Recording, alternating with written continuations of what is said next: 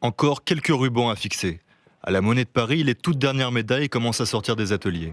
Une commande de plus de 5000 exemplaires et une production à un rythme industriel depuis janvier. Je vais m'assurer de son centrage. D'un rond de métal à la forme finale, une trentaine d'étapes se succèdent. Et je vais lancer le cycle et on va lui appliquer 700 coches.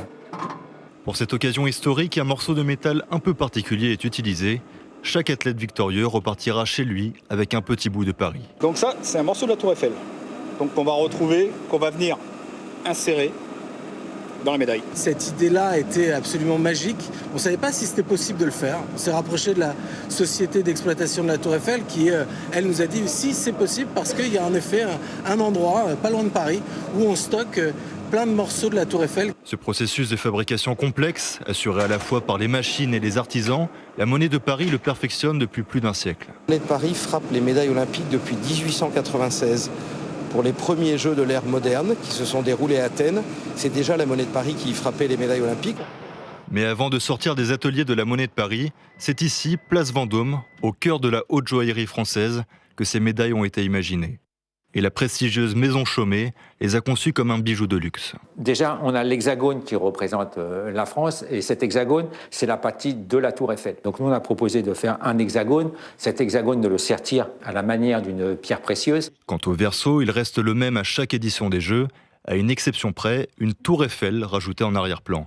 Et la Dame de Fer est partout sur les médailles puisque des motifs rappelant le monument sont même ajoutés sur le cordon. On arrive assez rapidement sur des schémas, sur des idées qui nous viennent. Une des autres inspirations, le style art déco, en référence aux Jeux de Paris de 1924. Paris 2024 souhaitait aussi que ce design soit très art déco, donc avec des formes très tendues, très géométriques. Et là, avec ce rayonnement qui était complètement figé et égal, ça ne nous convenait pas. Et on est arrivé assez rapidement de le faire de façon complètement aléatoire, justement pour que la médaille, lorsqu'on la présente à la lumière, elle puisse vivre et qu'elle nous mette vraiment l'athlète encore plus en valeur lorsqu'il va l'avoir autour du cou. Une commande olympique qui représentait un défi inédit pour le chef d'atelier de Chaumet. On fait beaucoup de commandes spéciales. Faire un diadème pour la maison du bijou de tête, c'est pas un gros problème. Mais faire des médailles pour 5084 athlètes, sachant que dans nos archives, on n'a pas trouvé de médaille. C'était complètement pour nous une nouvelle expérience. Pour ne pas partir totalement de zéro, la maison Chaumet s'est replongée dans ses anciennes créations, et notamment ses diadèmes.